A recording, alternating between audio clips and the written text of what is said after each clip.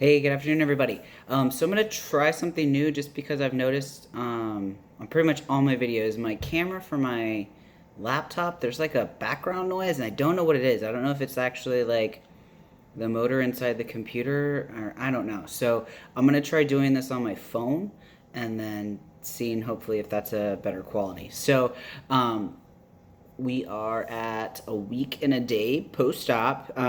So far, everything's been really, really well since the last video that I made. I'm not gonna take everything off just because I'm getting ready to go out to have dinner with a friend and then heading to a drag show. So I'm really super excited for that.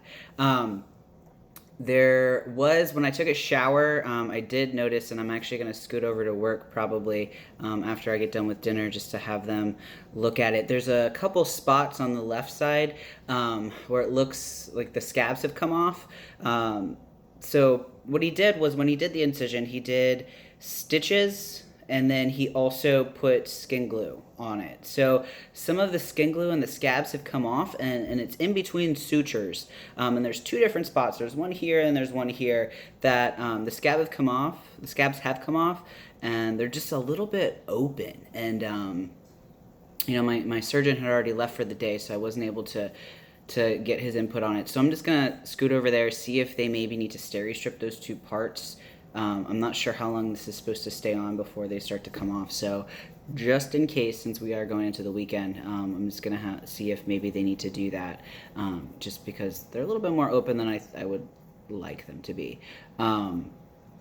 So, apart from that, my pain's been well. I've been able to move around a lot. I was able to get to the gym yesterday, so I did 4 miles on the bike and then I walked for half an hour. So pretty pumped about that. So I wanted to talk this week, not just about surgery. So I had an incident before surgery, and I'm not gonna. Nowhere on this channel am I going to ever name people in any kind of situation unless they, give me permission to do so. So I had a incident with somebody who basically, I'm a pretty open book. I mean, obviously I make this channel and my Facebook, I'm pretty transparent. However, I preface that with, I know when you are trying to just question me just to put your beliefs on me. I'm pretty good at reading people, and for this person, that's exactly what they did. They started the conversation with, Ryan, can I ask you a personal question, which is not unusual. People do that, and then it kind of snowballed into a lot of other different things. So the question that they started out with was, and it's so bizarre to me. They basically asked, so how is it that you're a Christian, but you're cutting your breasts off when God made you that way and gave you breasts when he made you? And two things that I, right off the bat, kind of put me on the, put my little feelers out was, one, you're calling into question my faith, and two, you're basically just, showing that you don't believe in transgender people. You are using my faith against me in order to then springboard into the conversation of, because she didn't. She then continued to talk about LGBT people, about how, they feel like they're being forced to accept them when it's not something that they believe. They then went into talking about how they believe that, your body is a temple and that you should worship it the way that God made it for you. And they said that, and then I responded with, well, do you give this speech to anybody who's got tattoos? Do you give this speech to any female who has elective mastectomy because they have the breast cancer gene? Do you give this speech to people who have piercings? Is this because you legitimately feel that way? Or is it because I'm transgender that you feel like you need to make that belief known and start, saying things like that? And with people like that, I have to wonder if they're just using that kind of, cliche things just because it's me. or is it because you legitimately feel that way? It's kind of like people who want marriage equality, but they're not out there protesting against divorces or anything like that, or infidelity or adultery or whatever. So I could pick up on that, because she was just like, well, no, like, they stumbled and they couldn't answer that question, and then that snowballed into the medical procedures, and I was like, well, you know God has allowed them to put wisdom in their minds to have that kind of knowledge to make those surgeries. So I mean, is it really that far-fetched that he would be okay with it? And they came back with, well, you could say the same thing about abortions, and then that went on a abortion tirade, and then they also jumped from there to how is it that burning the rainbow flag is a hate crime, but burning the American flag is freedom of speech? And then that snowballed into transgender athletes, and then that snowballed into, well, you were in the military, so if you were to go back in, you identify as a man now, so would you even be able to pass the same test, because men and women are not equal? And what I found in this exchange of information and ideas and beliefs is that this person has a lot of opinions for somebody who is not informed about anything. Because if they were, they would know that, specifically transgender women who play sports, in the women's team, I don't even know how to really, they play the sport as a woman. Estrogen reduces muscle mass, and also can reduce strength in transgender women. So it's not that they have an advantage at all. If you're on hormone therapy, that changes your body, and it changes your your makeup, so to speak. Just like the same with trans men. Like, I've grown muscle mass, I've gotten stronger, and actually a few weeks ago, a friend in my old unit, messaged me and asked me, like, hey, I just really had this question, like, if you were to go, it was basically the exact same question, like, could you pass the male standard for the PT test? And I don't know about running, because I've been injured and I haven't been able to run, but push-ups and sit-ups, absolutely I can pass at the male standard now. Before I wouldn't have been able to do that, but easily I could max out the PT test and push-ups. Sit-ups I've never really been that great at, but I think if I trained more at it, I could probably max that out as well. But yeah, I hit the standard for both of them. Running, I've never been a great runner anyway, so I don't really know. And like I said, I've injured my back, so I'm not running right now. But just, it was interesting to me how passionate they were about their stance for having so little information and having researched so very little on the subject. And I was talking to a friend about it, and they were like, you should do a video on that. Like, how do you even combat that? Because that entire conversation, I probably should have stopped it a lot sooner than when I did, because then it started to venture into the realm of bottom surgery, and that's not something that I'm going to discuss with you when you already have this opinion with having so little information about the subject. So, I was like, this is where we're going to end here, and they made sure to end the conversation on, well, I still like you as a person, even though I don't agree with it. Okay, cool. And I responded with, well, it's no offense, but your opinion has absolutely no bearing on how I live my life. So congrats, I guess, for that, for letting me know that. Like, what do you want me to do with that information?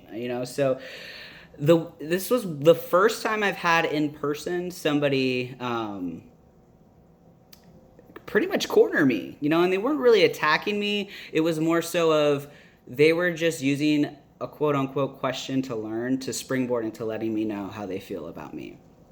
And in all honesty, it's sad. It's sad to me that somebody is so incredibly anti something without ever really knowing about the topic, and that just shows the ignorance, that is around in society on many different topics, not necessarily just transgender and LGBT, on anything, gun rights, on abortion, on immigration, on any variety of topics. People are so adamant and have these opinions on things when they've taken so little time to research and really get to know the topic and the people that are involved in that topic, and it's sad to me, because especially in the Christian community, you see it all the time where people have this opinion and they think they know facts and they think they know, they're an expert on what it means to be transgender or what it means to be, lesbian, gay, or bisexual, or, gender fluid or what have you, without ever actually having a conversation with one of us, and I think that is the biggest deterrent for people in the LGBT community from going to church, to giving religion a chance. I say religion, but for me, it's a relationship. It's not just a religion, and, luckily for me, I was able to find people in the Christian community who were not like that person, who were very accepting, who weren't sitting there saying that, oh, you're just forcing your beliefs on me, and I even told her, you're never going to be able to understand because you see people who are in the LGBTQ community as it's a lifestyle and a choice, because those are the words that they used. Whereas that's their identity. That's who they are. It's not a choice to them. It's not a lifestyle. That's just who they are. It's not all of them, but it's a part of them. And until you understand that and make that correlation and accept that as an identity versus a lifestyle and a choice, you are never going to see eye to eye with anybody in the LGBTQ community.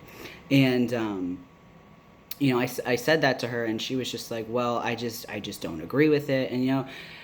And it bothers me when people say that they don't agree with somebody's identity. It's not like you're going to sit there and tell a black person, well, I don't agree with the fact that you say that you're black. Obviously it's on the outside. You can see it. It's just the only difference is it's on the inside. Our identity is on the inside, unless you're obviously, gender fluid, non-binary or transgender, and you change your outward appearance, then obviously your identity is going to be on the outside. But, I say all that to say, like, people like that are what really keep people in our community from even trying to go to church, to even trying to have a relationship with God or Jesus or in any other religion as well. Like, I'm sure it happens also.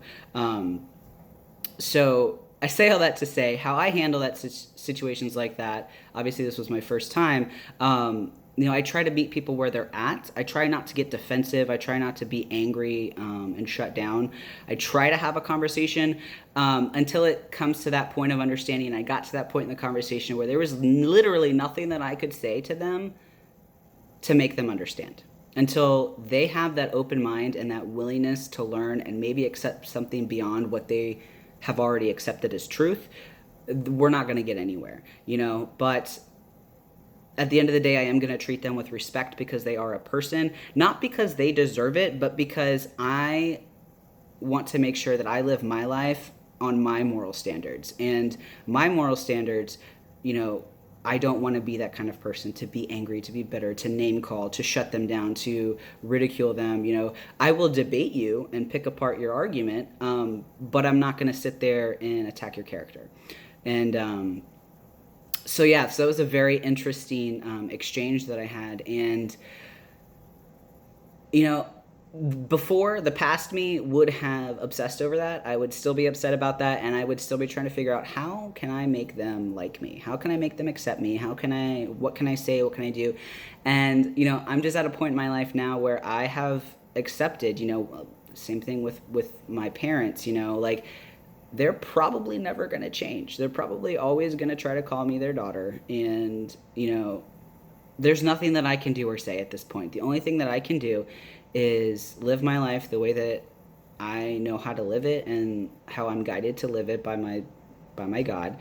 And, if by some chance they ever have a change of heart and are open-minded about it and want to have a conversation with me, a legitimate conversation with me, then okay. But until that happens, I'm not going to stress about it. I'm not going to obsess about it, because if I take my time to focus on that one person, I'm missing out on all of these other people around me who love me, who support me, who are positive influences in my life, who are healthy relationships.